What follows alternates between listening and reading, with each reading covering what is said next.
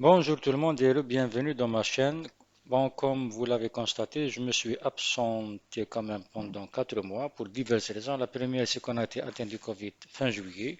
Je vous rassure, ça va beaucoup mieux maintenant.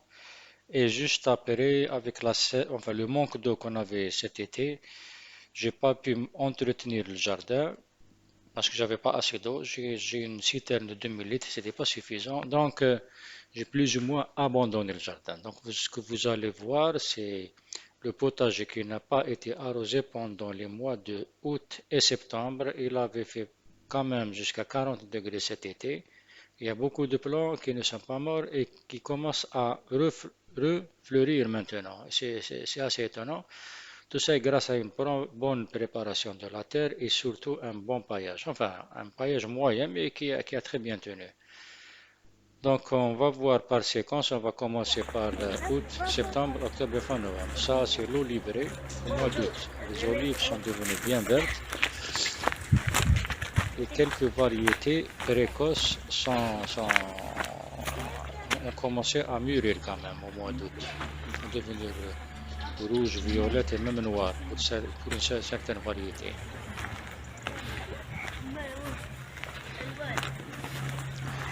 Au passage, on aura une bonne récolte cette année, le contraire de l'année dernière. Ça, c'est la récolte, la maigre récolte du mois d'août. C'est quasiment les dernières. Sans aucun arrosage, donc. Quasiment aucun. Voilà les tomates abandonnées, les pauvres. Ça, c'est le mois de septembre. Les plants d'aubergine qui ont tenu jusqu'à maintenant, c'est assez étonnant. Ils ont donné des légumes depuis le mois de mai jusqu'à maintenant. Ça, c'est le travail pour la saison prochaine du fumier de cheval que j'ai épandu partout, sur tous les étages. Avec la pluie de cette semaine, le résultat est extraordinaire. Tout est devenu vert sans rien planter. Ce qu'on a récolté comme olive verte, qu'on va garder pour la consommation au mois d'octobre, très belles olives cette année. Voilà. La saison est terminée et on commence une autre. Là, c'était hier, donc on va commencer ce que j'ai fait hier et la situation d'hier. Voilà, je commence par les étages les plus bas. Là, je n'ai rien planté. C'est le résultat de l'amendement en fumier de cheval. Les dernières pluies, plus le fait que ce côté-là est côté sud, donc les murs est aligné droit vers le sud, ce qui fait que c'est ombré quasiment toute la journée.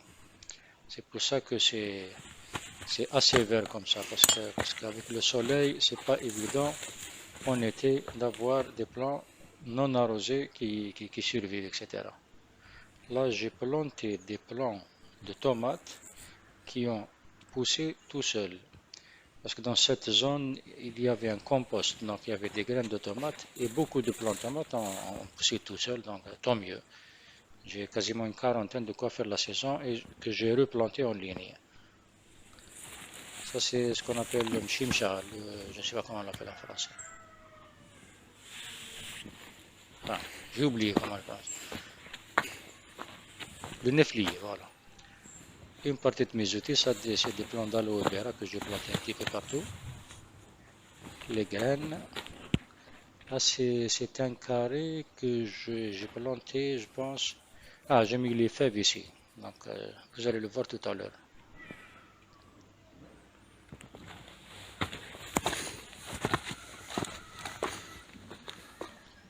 Là, j'ai mis 6 lignes de 15 mètres de petits pois.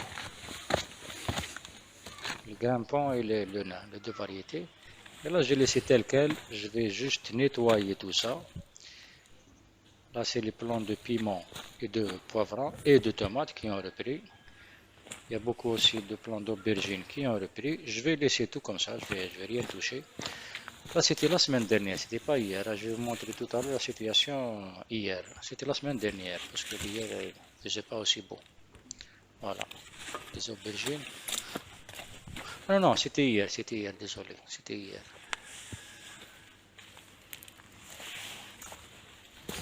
Je vais laisser tout ça comme ça et je vais voir si ils vont survivre pour la deuxième année consécutive. Ce sera une expérience pour moi, juste pour voir, parce que ça a l'air de bien se porter.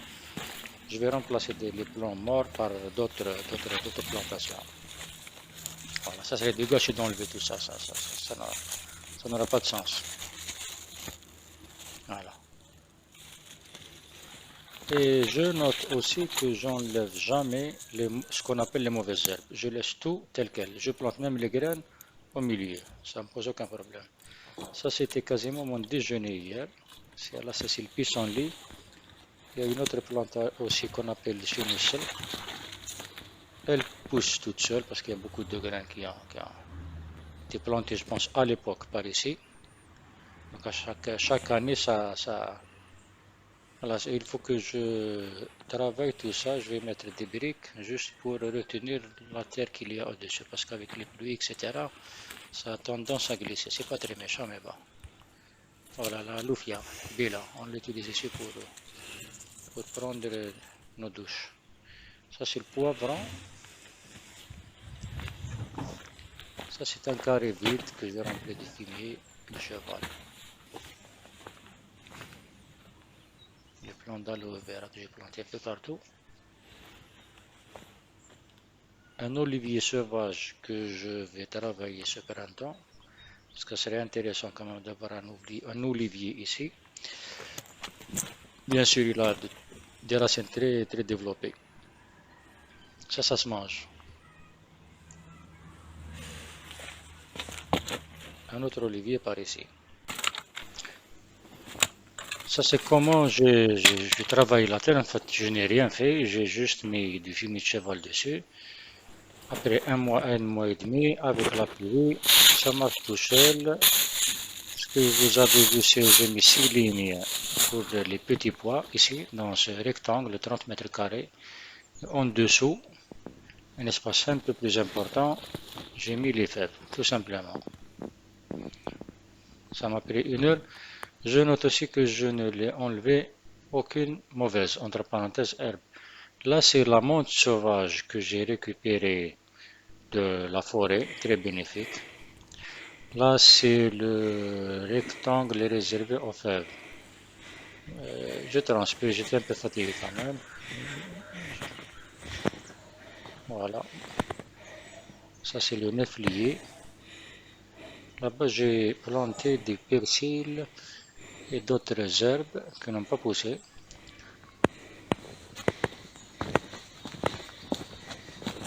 La fameuse menthe sauvage. Excellente pour tout guérir. À boire le matin à jeun. Quelques gorgées suffisent pour libérer tout le transit et beaucoup d'autres problèmes. Je vous laisse enfin avec mon père qui est en train d'inspecter ses ruchers. Il a perdu quelques-uns à cause d'une maladie. Il est en train de les traiter. Allez, ciao et à la prochaine.